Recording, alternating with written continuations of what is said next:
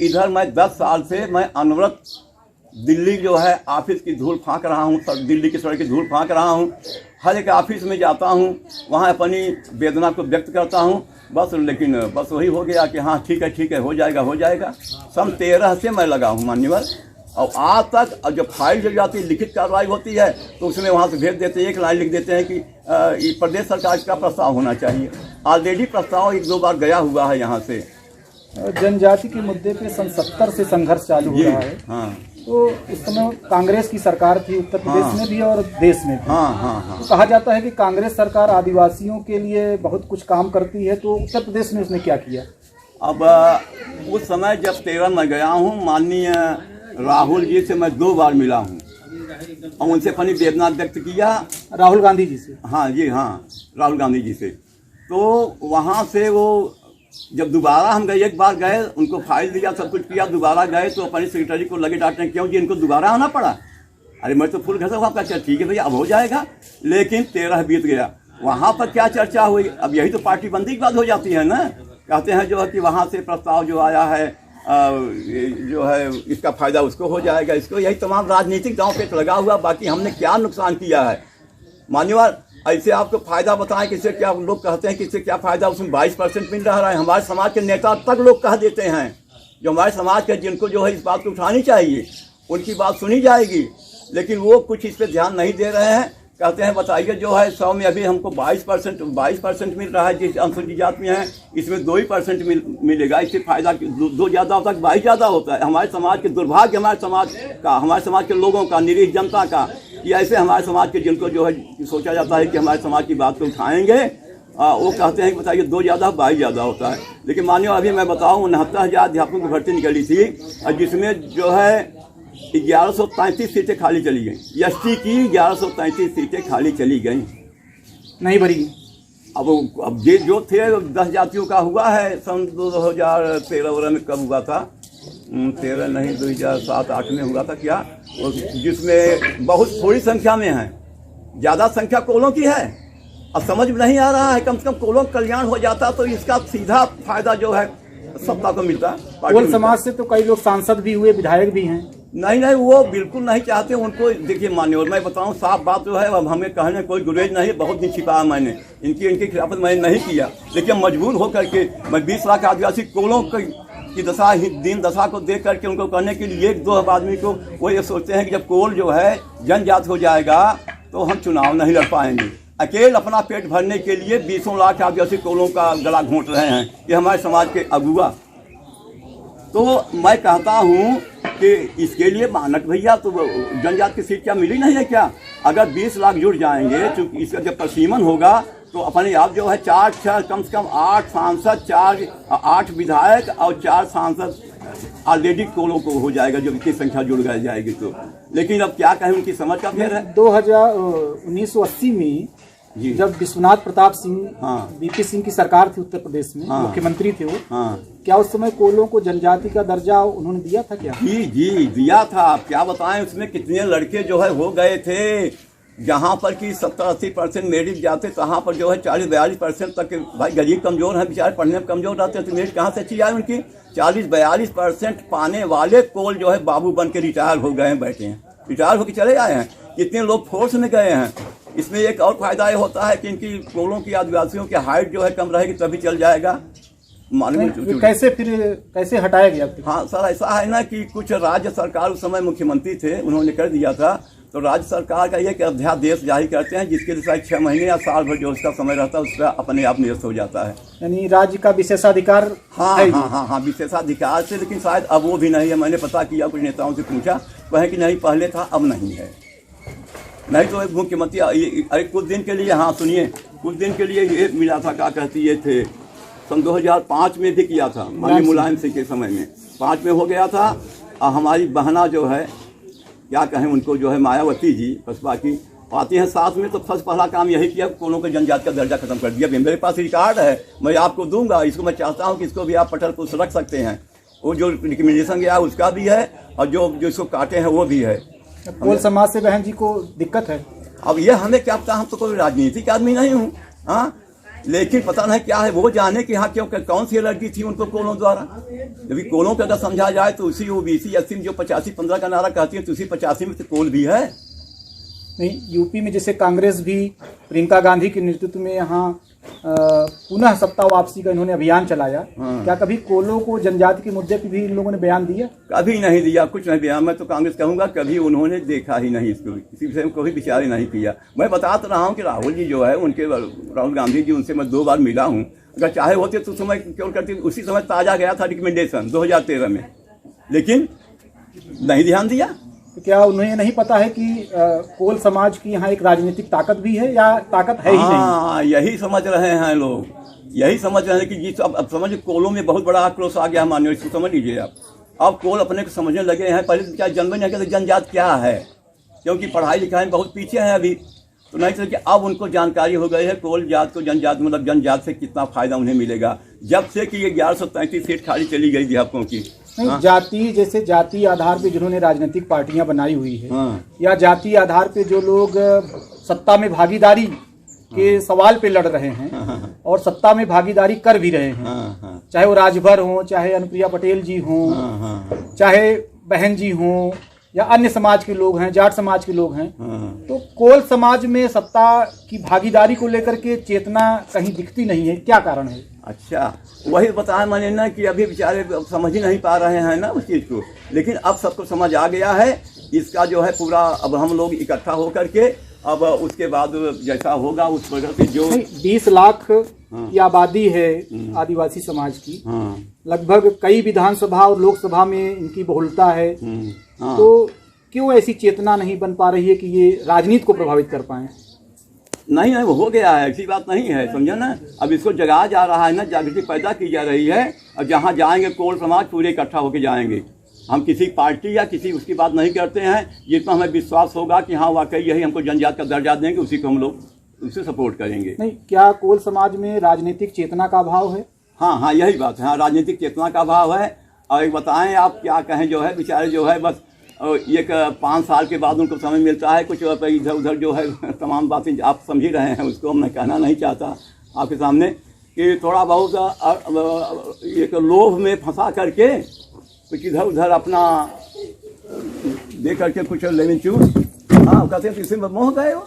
ये तो बेचारे कोई इतने सीधे साधे होते हैं कि थोड़ा भी अगर उनको अगर कोई बोल दिया प्रेम से तो समझते हैं कि हमारे हो गएगी। इलाहाबाद संसदीय क्षेत्र को ही लें अगर, लगभग 2.5 लाख कोलों की वोट है, लेकिन ये वोट कहीं दिखती नहीं है, क्या कारण है? नहीं दिखती, ऐसी बात नहीं है, दिखती अगर नहीं दिखती, जो कुछ कमी होगी तो अब दिखेगी। अब ये कोल समाज अपन देख लेंगे सामने कि हाँ क्या करते हैं ये सब।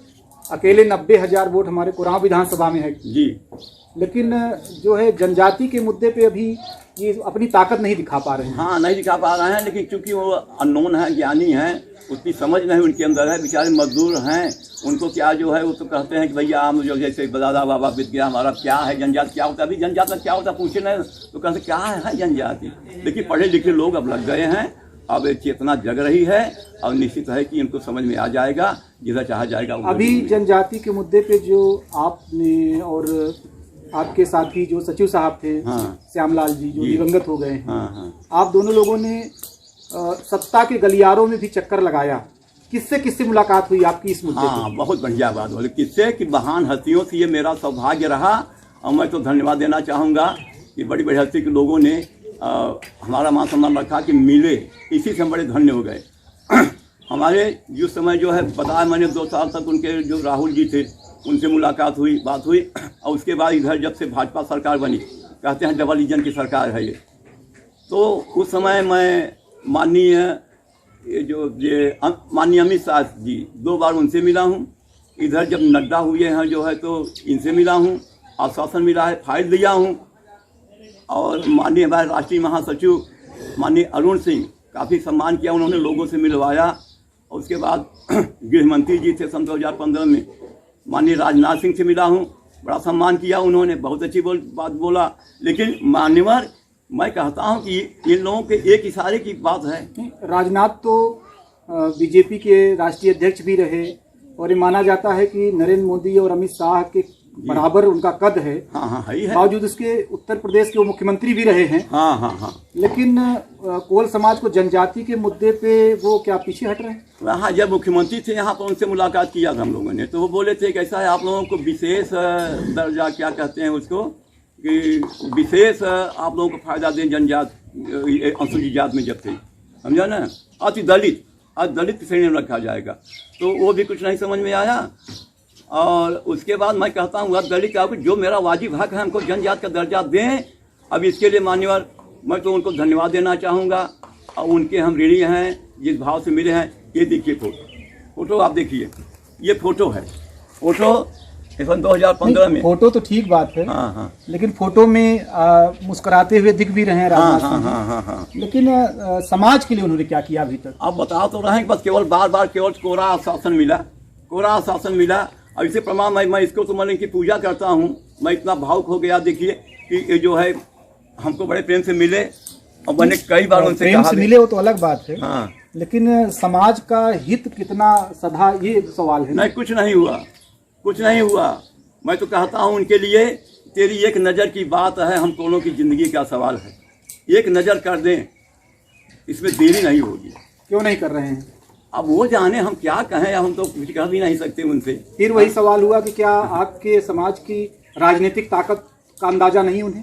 उन्हें अंदाजा है, वो तो क्षेत्र में है, उनके आसपास कोले बिरादरी तो हैं, वहाँ से लेकर के माननीय अरुण सिंह भी है, राष्ट्रीय महासचिव हैं, बड़ी बड़ी हस्तियाँ हैं, सबसे मुलाकात होती है, जाता हूँ और बात केवल कोरा आश्वासन मिल रहा है। अब क्या करें, अब समझ नहीं रहे हैं। अब हो सकता है कि सोच रहे हैं कि हाई कोल का अंदर रहें, जब बाटे है अपन ऐसे कह दिया जाए, दे दें 1 किलो नमक दे देगा, चावल दे देगा, गेहूँ दे देगा, यही पर मस्त रहें, दे दें। अभी देखा जाए कि जो कोल आदिवासी समाज का जो यहाँ पूरा एरिया है, एक तरह से क्षेत्रफल है, हाँ हाँ, अगर मध्य में माना जाए तो सोनभद्र और मिर्जापुर, हाँ, ये एक मध्य में है। हाँ हाँ हाँ। और वहाँ के दोनों जनप्रतिनिधि जो है, अनुप्रिया पटेल हाँ रहे, जो है अभी हैं भी वर्तमान में। हाँ हाँ। इसके पहले वहाँ आपके सोनभद्र में आपके बिरादरी के सांसद रहे। हाँ हाँ। लगातार कई बार वो सांसद रहे, पकौड़ी लाल जी। हाँ। और तो क्या उन लोगों का क्या प्रयास रहा? वो कुछ नहीं बता तो रहे ना कि सीधे मंच पर बोलते हैं, माननीय पकौड़ी लाल जी बताइए भैया, बात 100 में मिलत बजेगा तो 22 से मिलती बा, अगर जनजात हुई दुई मिले, दुई ढेर तो 22 ढेर होता। वो भ्रमित कर रहे हैं, भ्रमित कर रहे हैं लोग, केवल अपना वही वो ये करने की जिससे हम सांसद बने रहे, बाकी मरे जिए कोई मतलब नहीं है। वो जो है ये मंच पर बोले हैं, समाज का, ये आदिवासी समाज का कोल समाज था, वहाँ पर कहते हैं बताइए भैया बहुजन जनजात के लिए लड़त हैं। अब जौने में है 22 में तो बात है, जनजात हो गया दुई मिले, दुई ढेर 22। मैं अगली मीटिंग उसके बाद अगले साल हुई तो मैंने उसको कह दिया कि बहुत 22 ज़्यादा था, तो 1133 सीट या ठीक खाली चली गई अध्यापकों की, 69,000 शिक्षकों की भर्ती में। हाँ, कम से कम हज़ारों बच्चे हो गए होते, जिसमें हमारा का भाई होता, भतीजा होता, 9-10,000 कितना गर्व होता। हाँ, हमारे सांसद जो है अगुआ कहते हैं कि इतना ही फायदा, ये सारी सीटें हमारी जो है जनजात की ही सीट थी, जो है कोलों की ही सीट थी, जो जनजात खाली चली गई। उत्तर प्रदेश के मुख्यमंत्री माननीय योगी आदित्यनाथ जी से आपकी मुलाकात हुई अभी हाल में। हाँ। क्या कहा उन्होंने? हाँ, धन्यवाद, बहुत बहुत शुक्रगुजार हूँ मैं उनका।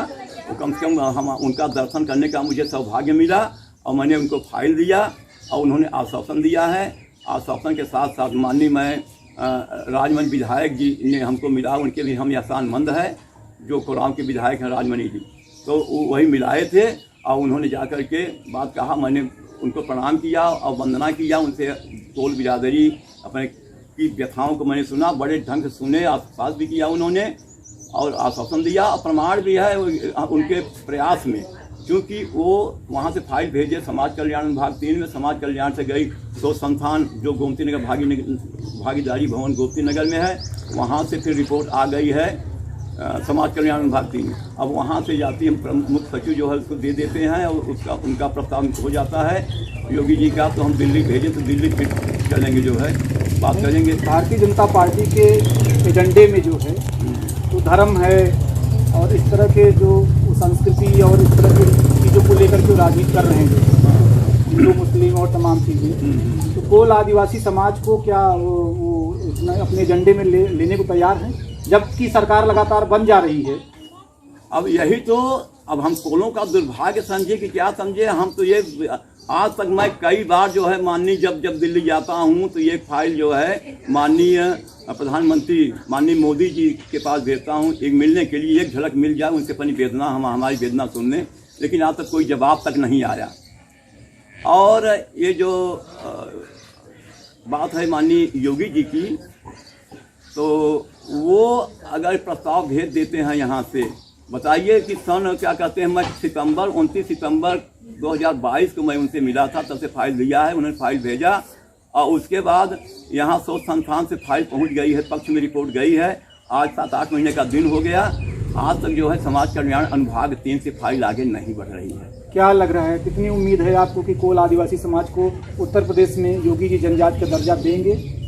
अब हमें तो उनके मिलने से उनकी बोली भाषा से, वाणी से ऐसा लगा कि वाकई जो है वो इस बात को सुनेंगे, हमें पूरी उम्मीद है, आशा है। लेकिन मैं माननीय पीएम साहब की बात मैं कहना चाहता हूँ, शायद उनके संज्ञान में आज तक बात पहुँची नहीं।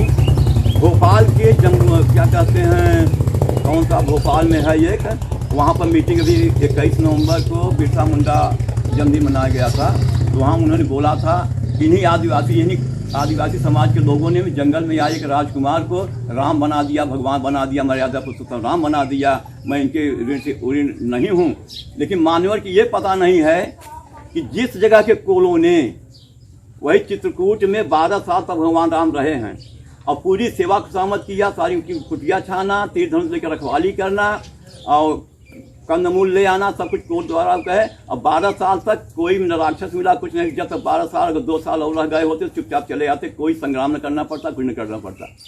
और उन्हें ये पता नहीं कि जो बोले हैं कि इन्हीं जनजाति समाज के लोगों ने भगवान बना दिया, जंगल में आए एक राजकुमार राम को। पता होना चाहिए कि वो चित्रकूट में थे। चित्रकूट कहाँ है? यूपी में है। आज वहाँ का जनजात, वहाँ का कोल जनजात की सुविधा से वंचित है। इससे बड़ा क्या? तो बीजेपी तो राम को मानती है, लेकिन कोल समाज को नहीं मान रही है। अब यही तो, अरे कोल समाज को जब ब्राह्मण नहीं माने तो क्या कहें। जब समझिए रामायण आप देख लीजिए खोल करके, जब वहाँ से चलते हैं लंका से जीत करके, उसके बाद आते हैं सब ऋषियों मुनियों से मिलते हैं, सब कुछ मिलते हैं, कोलों से क्या मिले हैं? क्या एक भी चौपाई है जो वापसी में आए हैं? हम आपको रामायण बता दें उनसे करके, लेकिन सबसे मिले हैं, लेकिन कोलों से नहीं मिले हैं। जब भगवान राम ही नहीं उनसे ना ही कुछ तो क्या कहिए, हमारे पहले क्या सुनिए। फिर हाल ये है कि ये संघर्ष मुझको करना है और जोर शोर से करना है। पैदा मैं यहाँ हुआ हूँ, हो सकता है कि मेरी आखिरी सांस दिल्ली टूटे, मैं इस पर आ गया हूँ, इतना समझ लीजिए। अब पूरी आप जोर मरने को तैयार हैं? बिल्कुल बिल्कुल, इसमें दो राय नहीं है। आप शहादत देंगे जनजाति के मुद्दे पे? बिल्कुल, जनजाति के मुद्दे में हाँ ठीक है भैया, अगर जानव देह मिल गया तो वो हम बड़ा मौत सुन जाए। अच्छा, एक इधर भगवान बिरसा मुंडा को लेकर के जो है, हाँ, कोल समाज में काफी उत्साह है, खासतौर पर युवाओं में है जो। जी जी जी जी। और कुराऊं विधानसभा, प्रयागराज के कुराऊं विधानसभा में जो है, हाँ, 3 बार पहले आदिवासी समाज के विधायक रहे। हाँ, उसके बाद लगातार 2 विधानसभा से माननीय राजमणि कोल जी हैं जो। हाँ, हाँ। लेकिन अभी तक भगवान बिरसा मुंडा की एक मूर्ति तक नहीं लग पाई कुराऊं में। अच्छा, नहीं, उसके लिए प्रयास चल रहा है। उधर मंगल देव सरकार क्या कर रही है? अब सरकार से हम लोग क्या कहें, जो है अपने बलबूते जो कुछ विधायक जी क्या कर रहे हैं? विधायक जी क्या कर्तव्य है कि वो अपने नायक की एक मूर्ति नहीं लगवा सकते? अरे लग जाएगी, तैयारी चल रही है वहाँ जो है नेवड़िया 42 वो में। तो समाज के प्रयास से लग रही है। हाँ, हाँ, तो सरकार क्या इस पे, सरकार तक बात नहीं पहुंचा पा रहे हैं? हाँ, वो नहीं पहुंच पा रही है तो वो भाई उसको जाने जो है, लेकिन हम लोग अपने से लगवा रहे हैं। उनकी मूर्ति जो है उसमें उनका भी है, ऐसी बात नहीं है। वो भी क्या कुराऊं में जैसे आज 90,000 से अधिक जो है मतदाता हैं आदिवासी समाज हाँ, के, हाँ, तो क्या अपने एक नायक की मूर्ति के लिए तरसेंगे? अब क्या सरकार या विधायक क्या कर्तव्य नहीं बनता इससे? अब चाहिए तो है ये भाई, विश्वास हमारे भगवान है, हमारे देवता हैं, आराध्य हैं हमारे।